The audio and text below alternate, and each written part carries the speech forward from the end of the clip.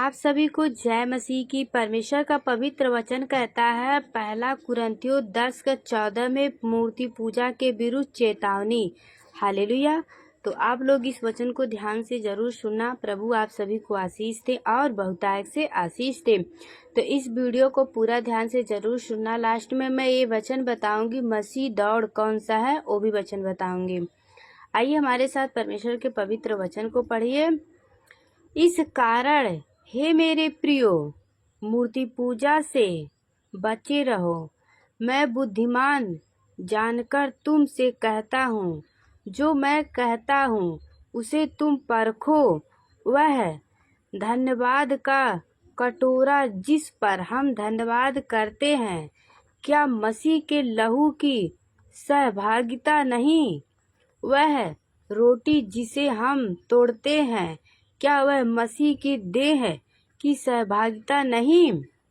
इसीलिए कि एक ही रोटी है, तो हम भी जो बहुत हैं एक देह हैं, क्योंकि हम सब उसी एक रोटी में भागी होते हैं।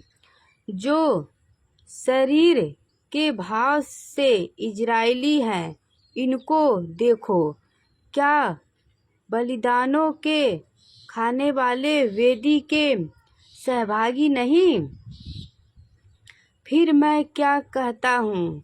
क्या यह कि मूर्ति पर चढ़ाया गया बलिदान कुछ है या मूर्ति कुछ है?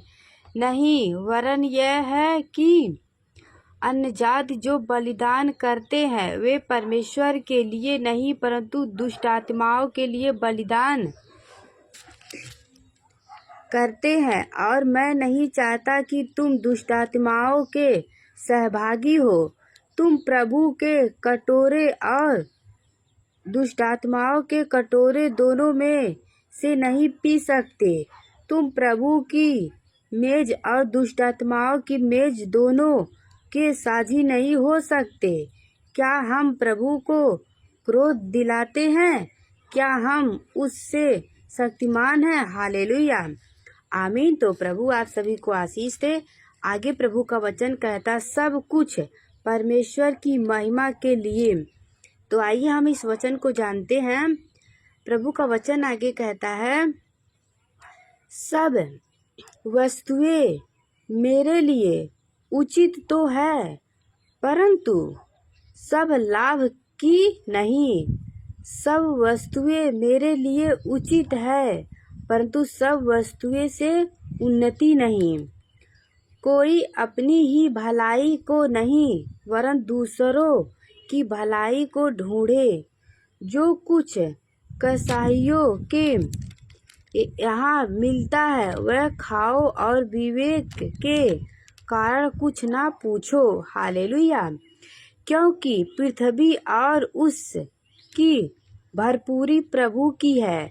यदि अविश्वासियों में से कोई तुम्हें नेवता दे और तुम जाना चाहो तो जो कुछ तुम्हारे सामने रखा जाए वही खाओ और विवेक के कारण कुछ ना पूछो। परंतु यदि कोई तुमसे कहे यह तो मूर्ति को बलि की हुई वस्तु है, तो उसी बताने वाले के कारण और विवेक के कारण ना खाओ। मेरा मतलब तेरा विवेक नहीं परंतु उस दूसरे का भला मेरी स्वतंत्र दूसरे के विचार से क्या परखी जाएगी। यदि मैं धन्यवाद करके साझी होता हूँ तो जिस पर मैं धन्यवाद करता हूँ उसके कारण मेरी बदनामी क्यों होती है? हालेलुया। इसीलिए तुम चाहे खाओ चाहे पियो चाहे जो कुछ करो, सब कुछ परमेश्वर की महिमा के लिए करो। तुम न यहूदियों के न्यूनियों और ना परमेश्वर की कलीसियों के लिए ठोकर के कारण बनो। जैसा मैं भी सब बातों में सब को प्रसन्न रखता हूँ और अपना नहीं परंतु बहुतों के लाभ ढूंढता हूँ कि वे उद्धार पाए। यस, आमीन, हालेलुया। प्रभु आप सभी को आशीष दे। आगे प्रभु का वचन कहता है, तुम मेरी सी चाल चलो जैसा मैं मसीह की सी चाल चलता हूँ। हालेलुया, आमीन। प्रभु आप सभी को आशीष दे। तो आगे यहाँ एक वचन है जो मैं अभी बताई थी आप लोग से बताने के लिए, मसीह दौड़। ये वचन है 1 कुरिन्थियों 9:24 में, क्या तुम नहीं जानते कि दौड़ में तो दौड़ते सब ही हैं, परंतु इनाम एक ही ले जाता है। तुम वैसे ही दौड़ो कि जीतो। हर एक पहलवान सब प्रकार का संयम करता है। वे तो एक मुरझाने वाले मुकुट को पाने के लिए यह सब करता है, परंतु हम तो उस मुकुट के लिए करते हैं जो मुरझाने का नहीं। इसीलिए मैं तो इसी रीति से दौड़ता हूँ, परंतु लक्ष्यहीन नहीं। मैं भी इसी रीति से मुकुट से लड़ता हूँ, परंतु उसके समान नहीं जो हवा पीड़ित हुआ लड़ता है, परंतु मैं अपने देह को मारता कूटता और वश में लाता हूँ, ऐसा ना हो कि औरों को प्रचार करके मैं आप ही किसी रीति से निकम्मा ठहरूं। आमीन, हालेलुया। तो यहाँ 1 कुरिन्थियों 11:2 में प्रभु का वचन कहता है, आराधना में सिर ढकना। तो आइए हम इस वचन को जानते हैं जो कि बहुत इम्पोर्टेंट वचन है। तो आप लोग ध्यान से वचन को जरूर सुनना। हे भाइयों, मैं तुम्हें सराहता हूँ कि सब बातों में तुम मुझे स्मरण करते हो और जो परंपराएं मैंने तुम्हें सौंपी है उनका पालन करते हो।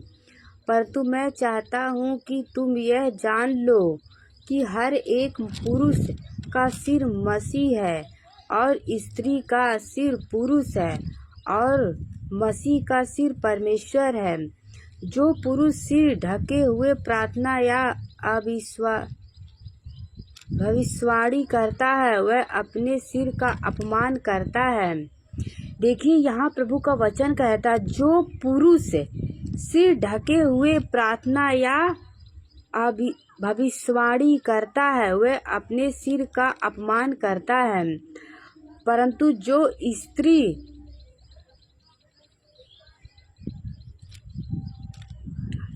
उन्हें सिर प्रार्थना या भविष्यवाणी करती है वह अपने सिर का अपमान करती है, क्योंकि वह मूढ़ी होने के बराबर है। यदि स्त्री ओढ़नी ना ओढ़े तो बाल भी काट ले। यदि स्त्री के लिए बाल काटना या मुड़ाना कराना लज्जा की बात है तो ओढ़नी ओढ़े।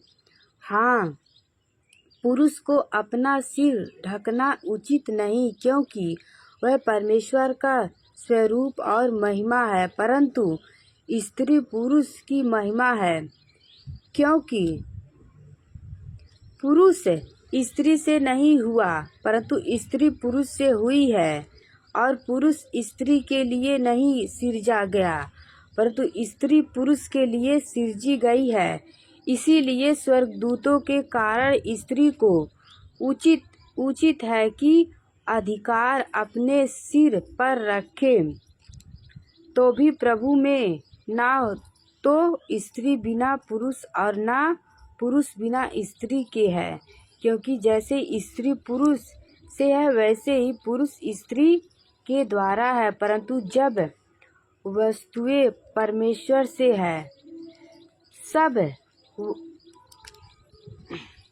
हालेलुया, वस्तुएं परमेश्वर से है। तुम आप ही विचार करो, क्या स्त्री को ओढ़े सिर परमेश्वर से प्रार्थना करना शोभा देता है? क्या स्वाभाविक रीति से भी तुम नहीं जानते कि यदि पुरुष लंबे बाल रखे तो उसके लिए अपमान है, परंतु यदि स्त्री लंबे बाल रखे तो उसके लिए शोभा है, क्योंकि बाल उसको ओढ़नी के लिए दी गई है। परंतु यदि कोई विवाहित करना चाहे तो यह जान ले कि ना हमारी और ना परमेश्वर की कलीसियों की ऐसी रीति है। यस, आमीन, हालेलुया। तो सभी को जय मसीह की। प्रभु आप सभी को आशीष दे। God bless you.